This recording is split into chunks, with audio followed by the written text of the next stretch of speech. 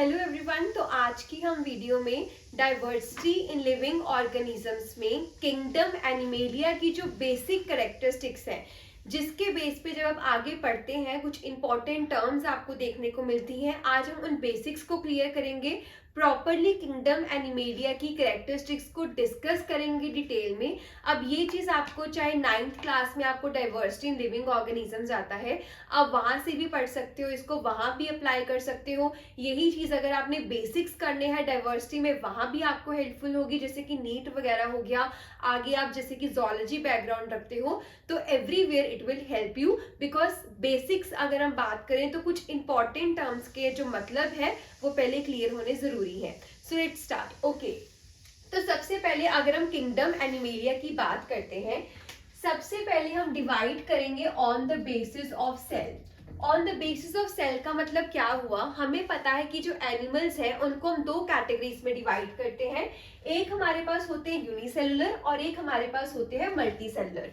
अब यूनिसेलुलर क्या हुआ, हमें पता है कि जब भी हम बेसिस ऑफ ऑर्गेनाइजेशन की बात करते हैं, बेसिस ऑफ ऑर्गेनाइजेशन में क्या होता है, देखो अगर हम एक ह्यूमन बॉडी देखें या फिर किसी की भी चलो बॉडी लगा लें, हमारी सबसे ज्यादा एडवांस स्टेज की बॉडी है। कैसे एडवांस स्टेज की बॉडी है, हमें पता है सेल से क्या बनते हैं, टिश्यूज, टिश्यूज से क्या बनते हैं, ऑर्गन्स, ऑर्गन से क्या बनता है, ऑर्गन सिस्टम बनता है, और ऑर्गन सिस्टम से हमारा क्या बनता है, प्रॉपर जो बॉडी है उसकी अरेंजमेंट हमारी डिफाइंड होती है। ठीक है, तो अब मेरे कहने का क्या मतलब है, जैसे अब घर की बात करूं तो घर में जो बेसिक यूनिट दैट इज जो ब्रिक है, ब्रिक हमारी क्या हो गई, सेल। वही जो ब्रिक है उससे जब पूरी वॉल बन जाएगी, हमने क्या बोल दिया, टिश्यूज। ठीक है, अब टिश्यूज से क्या बनाना है, ऑर्गन्स बनाने हैं। अब जब आपकी सारी वॉल बन गई, आपकी चारों दीवारें पूरी हो गई, उसने क्या बना दिए, टिश्यूज। अब घर के जब सारे कमरे तैयार हो गए, उन्होंने मिलके क्या बना दिया, ऑर्गन। अब जब उसमें लॉबी भी आ गई, गेट भी आ गई, फिर पूरा घर तैयार हो गया, वैसे ही हमारा फिर क्या बन गया, ऑर्गन सिस्टम, और ऑर्गन सिस्टम से क्या बन गया, बॉडी बन गई। ठीक है, तो उसी बेसिस पे हम बात कर रहे हैं कि जब हमारे पास ऐसे ऑर्गेनिजम्स की हम बात करते हैं जिनमें सिर्फ सिंगल सेल, एक ही सेल उनकी बॉडी में प्रेजेंट होता है, एक ही सेल से उनकी बॉडी डिफाइन होती है, उनको हम बोलते हैं यूनिसेलुलर। और जो एनिमल्स यूनिसेलुलर कैटेगरी में आते हैं उनको हम रखते हैं अंडर प्रोटोजोआ। ठीक है, वैसे ही वो एनिमल्स जो हमारे मल्टी सेलुलर हैं उनको हम बोल देते हैं मेटाजोआ। ठीक है, M for multicellular, M for metazoa. अब अगर आप इसकी एग्जाम्पल की बात करो, आपने अमीबा के बारे में पढ़ा है, आपने पैरामीशियम के बारे में पढ़ा है। सबसे पहली चीज जो बुक में लिखी होती है that they are single celled unicellular organisms. ठीक है, तो ये हमारी किस कैटेगरी में आएंगे, प्रोटोजोआ वाली कैटेगरी में। ह्यूमंस की बात करें, हमारे में क्या है, मल्टी सेलुलर अरेंजमेंट, हम किस में आएंगे, मल्टी सेलुलर मेटाजोआ। ठीक है, तो अगर हम देखें पॉरीफेरा से लेकर जो आपका सिलेंट्रेटा है, ये सारे आपके मेटाजोआ मतलब मल्टी सेलुलर ऑर्गेनिजम्स की कैटेगरी के अंडर डिफाइन होते हैं। अब उसके बाद तो बेसिक्स की अगर मैं बात करूं तो एनिमेलिया में हमारे कौन आते हैं, मेटाजोआ। मेटाजोआ मतलब अगर मैं एनिमल्स की बात कर रही हूं तो उसके अंदर जितने भी एनिमल्स हैं, जितने भी ऑर्गेनिजम्स हैं, वो कौन सी कैटेगरी को बिलोंग करते हैं, मेटाजोआ। वो कौन सी कैटेगरी को बिलोंग करते हैं, मल्टी सेलुलर कैटेगरी। सेकेंड हम करते हैं कैरेक्टरिस्टिक यूकैरियोटिक। देखो यूकैरियोटिक, यू का मतलब जहां पे भी आता है इसका मतलब होता है ट्रू। ठीक है, कैरियोटिक, कैरियो का मतलब होता है, कैरियन का मतलब होता है न्यूक्लियस, मतलब जिसमें ट्रू न्यूक्लियस हो उसको हम बोलते हैं यूकैरियोटिक। ठीक है, मल्टी सेलुलर मैंने अभी बताया। हेट्रोट्रॉफिक का क्या मतलब हुआ, किसी और से हम अपनी फूड की रिक्वायरमेंट पूरी करते हैं। क्या हम अपना खाना खुद बनाते हैं, नहीं। प्लांट्स क्या होते हैं, ऑटोट्रॉफिक, और हम क्या है, हेट्रोट्रॉफिक, हम किसी और फूड आइटम पे डिपेंडेंट है। ठीक है, नेक्स्ट हमारा आ गया on the basis of grade of organisation. तो जैसे कि मैंने आपको बताया, सेल से क्या बनते हैं, टिश्यूज, टिश्यूज से क्या बनते हैं, ऑर्गन, ऑर्गन से ऑर्गन सिस्टम, ऑर्गन सिस्टम से ह्यूमन, जिससे हमने बात की एग्जांपल लेकर। अब जो ह्यूमंस है वो तो हमारा एडवांस स्टेज ऑफ ऑर्गेनाइजेशन पे है, वहां पे सेल से टिश्यूज बना हुआ है, टिश्यू से ऑर्गन बना हुआ है, ऑर्गन से ऑर्गन सिस्टम बना हुआ है, ऑर्गन सिस्टम से हमारी ह्यूमन की बॉडी बनी हुई है। लेकिन कुछ एनिमल्स ऐसे होते हैं, जैसे कि हमने यहाँ पे बात किया, जिनमें सिर्फ सेलुलर अरेंजमेंट मिलती है, जिनमें सिर्फ टिश्यूज तक ही रहती है अरेंजमेंट, जिनमें ऑर्गन तक ही रहती है, तो इसकी कैटेगरी की बात करते हैं। अगर ऐसी कैटेगरी जिसमें सिर्फ सेलुलर लेवल, सिर्फ सेल्स हैं उसकी बॉडी में, तो वो हम कैटेगरी को बोल देते हैं सेलुलर ग्रेड ऑफ ऑर्गेनाइजेशन। और इसके अंदर हमारे पास स्पॉन्जेस आते हैं। जैसे मैं स्पॉन्जेस का नाम बोलूंगी, सिलेंट्रेटा का नाम बोलूंगी, इस टाइम पे आपको इतना क्लैरिटी नहीं मिल रहा होगा। जब हम आगे डिटेल में इनके सारे फाइलम्स को डिस्कस करेंगे, then you will know what are sponges, then you will know what are coelenterates.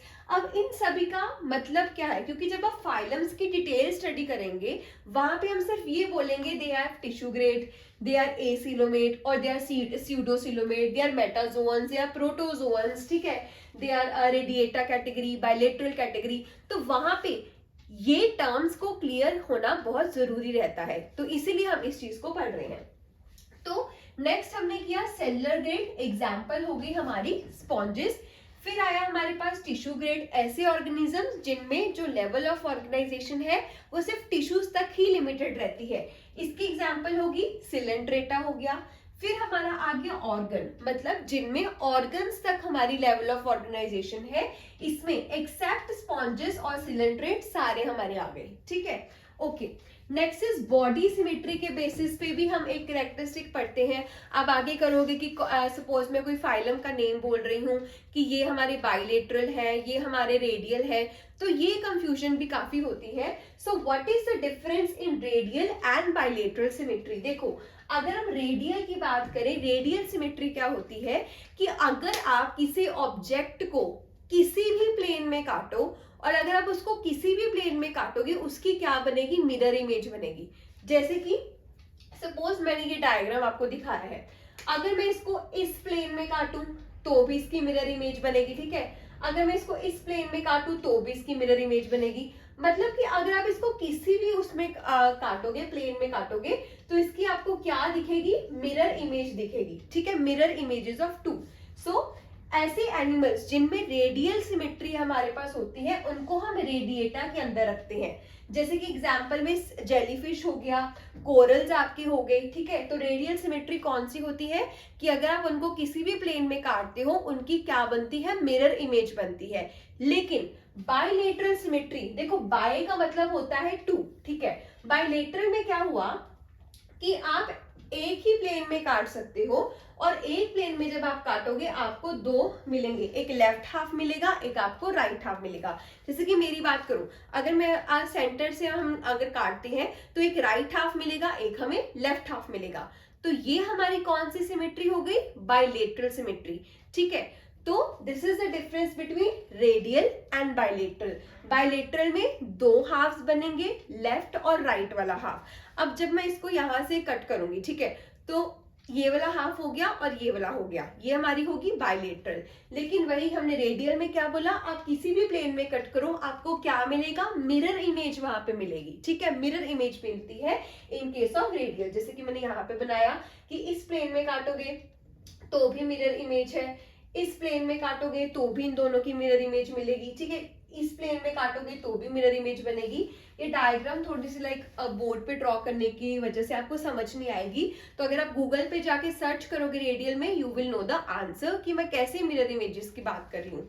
देखो, सबसे एक आसान तरीका और डाइवर्सिटी को समझने का होता है, जब भी आप इन टर्म्स के बारे में पढ़ते हो उसके बाद गूगल पे जरूर जाओ और सर्च करो। जैसे कि मैं आपको स्पॉन्जेस पढ़ाऊंगी जब, तब स्पॉन्जेस के जितने भी एनिमल्स हैं उनको एक बार देखो, तो जो विजुअल आपकी लर्निंग है वो दिमाग में बैठ जाती है। That will help to make things a little easier for you, ठीक है।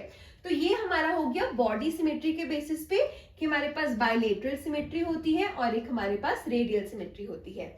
नेक्स्ट है on the basis of germ layers, हमारे पास एनिमल्स होते हैं डिप्लोब्लास्टिक और ट्रिप्लोब्लास्टिक। डिप्लो और ट्रिप्लो क्या होता है, देखो, जब एम्ब्रियो से हमारे पास आगे डेवलपमेंट होती है तो ये जो डेवलपमेंट होती है ना वो 3 लेयर से होती है मेनली। एक्टोडर्म हो गया, मेसोडर्म हो गया और एंडोडर्म हो गया। जिनमें ये तीनों लेयर्स प्रेजेंट है हम उनको क्या बोल देते हैं, ट्रिप्लोब्लास्टिक।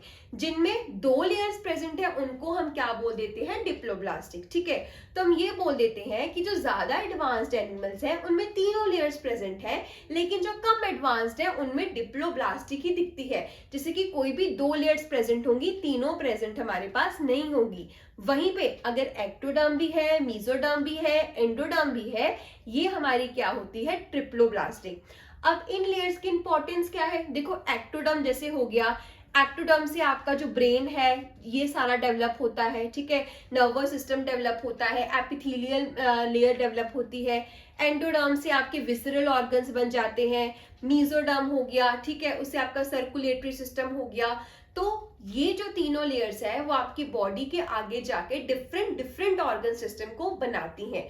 तो ये भी हमारी एक वन ऑफ द कैरेक्टरिस्टिक आ जाती है।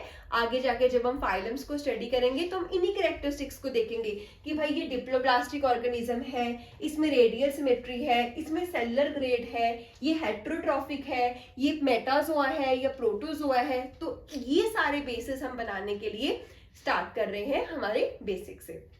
तो आगे हम और देखेंगे कि कौन कौन सी हमारी कैरेक्टरिस्टिक्स आगे रहती हैं। Thank you everyone.